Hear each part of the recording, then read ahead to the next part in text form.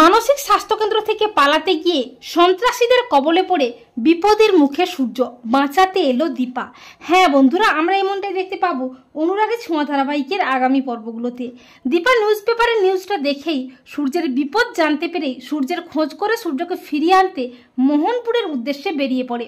দীপার সাথে সোনারূপাও যায় তাদের বাবাকে ফিরিয়ে আনতে। অপরদিকে সূর্য মানসিক স্বাস্থ্যকেন্দ্র থেকে লুকিয়ে বেরিয়ে পড়ে। অপরদিকে সন্ত্রাসীরা হন্য হয়ে খুঁজছে সূর্যকে। আর সূর্য যে মানসিক স্বাস্থ্যকেন্দ্র থেকে পালিয়েছে তা জানতে পেরে গেছে সন্ত্রাসীরা। সূর্য মানসিক স্বাস্থ্যকেন্দ্র থেকে পালিয়ে মোহনপুরের বাস স্টপেজের কাছেই বসে থাকে। আর দীপাও সোনারূপাকে নিয়ে মোহনপুরেই বাস থেকে নামবে।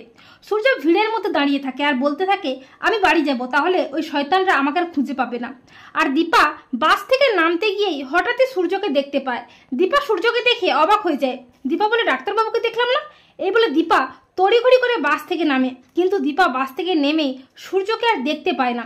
দীপা অস্থির হয়ে ওঠে। দীপা বলে, কোথায় গেলেন ডাক্তারবাবু? আমি তো এক্ষুনি দেখলাম, আমার এত বড় ভুল হতে পারে না। দীপা অস্থির হয়ে সূর্যের ছবি দেখিয়ে খোঁজ করতে থাকে। একজন লোক বলেছে, হ্যাঁ ওনাকে তো এক্ষুনি দেখেছি। কয়েকজন গুন্ডা মিলে ওনাকে জোর করে টানতে টানতে কোথায় যেন নিয়ে যাচ্ছে। তা শুনে চমকে ওঠে দীপা। দীপা বলে, তার মানে ওনার বড় বিপদ। না না, ডাক্তারবাবুকে বাঁচাতেই হবে। এই বলে দীপা মরিয়া হয়ে ছুটতে থাকে। অপরদিকে সন্ত্রাসীরা সূর্যকে নিয়ে গিয়ে বন্দুক দেখিয়ে হুমকি দেখাতে থাকে। সন্ত্রাসীরা সূর্যকে বলে, পেন ড্রাইভটা দে বলছি, তা না হলে তোকে এখানেই শেষ করে ফেলবো। তখন সূর্য প্রচণ্ড ভয় পেয়ে যায়। সূর্য বলে, না আমি দেবো না।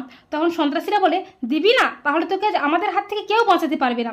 এই বলে সন্ত্রাসীরা সূর্যের দিকে বন্দুক তাক করে। আর যখনই সূর্যের দিকে গুলিটা চালাবে করে, ঠিক তখনই পুলিশ নিয়ে হাজির হয় দীপা। দীপা বলে, ডাক্তারবাবু।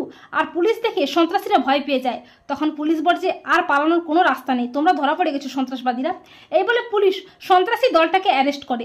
আর দীপাকে বলে যে, দীপা দেবী, আপনি না থাকলে এই সন্ত্রাসী দলটাকে এত সহজে ধরা সম্ভব হতো না। তো বন্ধুরা, তোমরা এটাই চাও তো যে দীপা যেন সন্ত্রাস দলটাকে হাতে নাতে ধরে পুলিশের হাতে তুলে দিয়ে সূর্যকে সন্ত্রাসীদের হাত থেকে উদ্ধার করতে পারে? কমেন্ট করে জানিয়ে দাও তোমাদের মতামতটি।